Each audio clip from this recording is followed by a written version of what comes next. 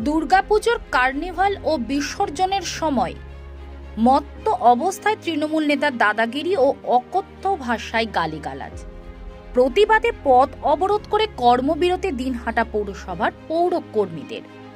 অভিযোগ, গতকাল কার্নিভালের পর যখন বিসর্জন ঘাটে প্রতিমা নিরঞ্জন চলছিল, ঠিক সেই সময় জেলা তৃণমূল কংগ্রেস নেতা তথা কোচবিহার জেলা পরিষদের কর্মাধ্যক্ষ নূর আলম হোসেন সম্পূর্ণ মাতাল অবস্থায় বিসর্জন ঘাটে গিয়ে পুরো কর্মীদের গালিগালাজ ও হুমকি দেয়।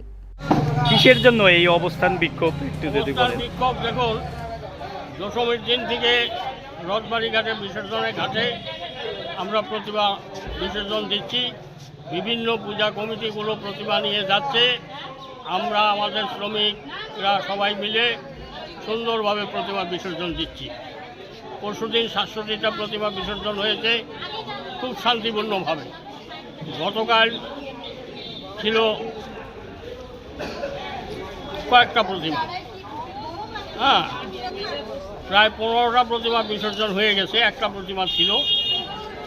এর ভিতরে ওই নূর আলম নাকি নাম, ইজি মেলার ওখানে বাড়ি, ও মত্ত অবস্থায় গিয়ে আমাদের হেড ক্লার্ক, তারপরে অ্যাকাউন্ট্যান্ট, আরও স্টাফ যারা ছিল, এবং আমি পাশে বসে মাইকিং করতেছিলাম। আমার পাশে কতগুলো পুলিশ কর্মী বসা ছিল। এমন ধমকি, এই পৌরসভার লোক যাও, বেরো, পৌরসভার লোক বেরো, সে পারে তো মারে, এইরকম পরিস্থিতি। তারপরে দেখলাম পুলিশগুলো উঠে বের হয়ে গেল। তখন আমিও চিন্তা করলাম, তাহলে আমারও যাওয়া উচিত, তাহলে একা একা থাকবো, আমাকেও মারতে যাচ্ছে পারে। যেভাবে গালাগালি করে অকথ্য ভাষা, যে ভাষা ওখানে প্রয়োগ করেছে, এখানে এই ভাষা বলার মতো নয়, ভদ্র সমাজে চলে না। এরকম ভাষায় গালিগালাজ। তারপরে উঠে আসলাম। তারপরে আমাদের কনজারভেন্সি সেকশনের ইনচার্জ বাবি রায়, সে শ্রমিকদের নিয়ে, সুপারভাইজারদের নিয়ে ঘাটে ছিল, বিসর্জন করাচ্ছে। সেখানে গিয়ে ওদেরকে উঠতে বললো।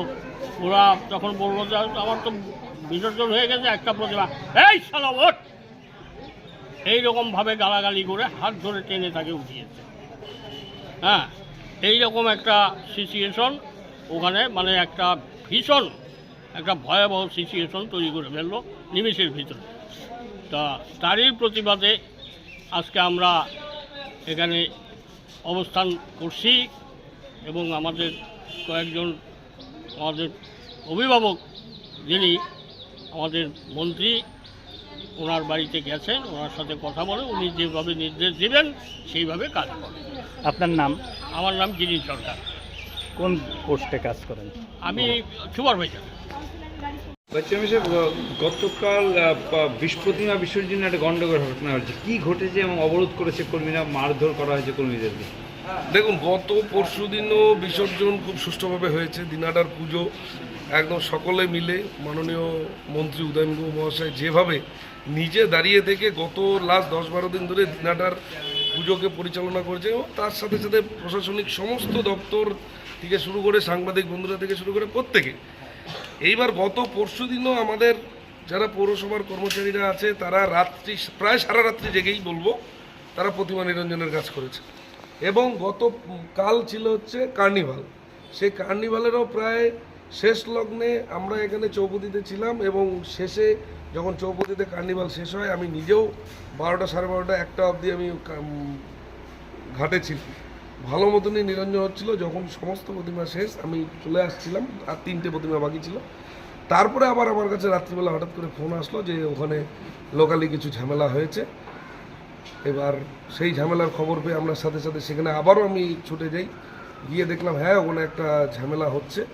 সেই ঝামেলার কথা আমাদের পৌরসভার যারা ওখানে দায়িত্ব ছিলে, অফিস স্টাফ থেকে শুরু করে কর্মচারীরা, তাদের সাথে দুর্ব্যবহার করা হয়, এবং তার প্রতিবাদেই আজকে এখানে পরে প্রতিমা নিরঞ্জন ভালো মতনই হয়ে গিয়েছে। সেখানে কোনো আমাদের পৌরসভার স্টাফরা কোনো রকম গাফিলতি করেনি।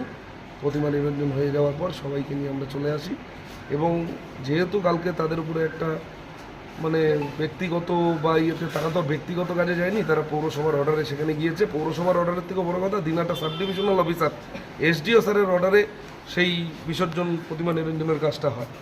তার অর্ডারে গিয়েছে। এবার সেখানে গিয়ে আমাদের কর্মচারীরা এরকম বিপদে পড়বে সেটা হয় না, মেনে নেওয়া যায় না।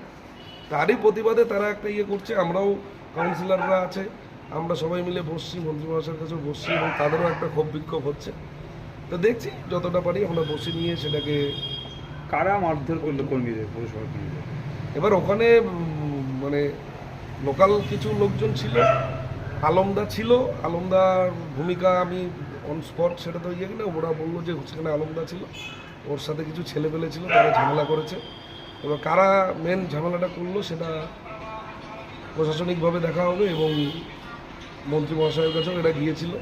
এবং প্রশাসন, যেহেতু এটা টোটালটাই প্রশাসনিক ব্যাপার এবং এসডিওর নির্দেশে যাওয়া, এটা আমাদের কর্মচারীরা যারা আছে পৌরসভা তাদেরও একটা প্রেস্টিজের ব্যাপার, সবারই একটা, তারা প্রশাসনের নির্দেশে গিয়েছে মোট কথা। সেই জায়গাটা থেকে ওদেরও একটা ক্ষোভ বিক্ষোভ আছে। এত সুন্দর সমস্ত কাজ হয়ে যাওয়ার পর শেষে গিয়ে এক বিন্দু চুনা যেটাকে বলে সেটা মেনে নেওয়া যায় না। যাই হোক, সেটা নেতৃত্বকে জানানো হয়েছে, তারা কী ব্যবস্থা নেয় সেই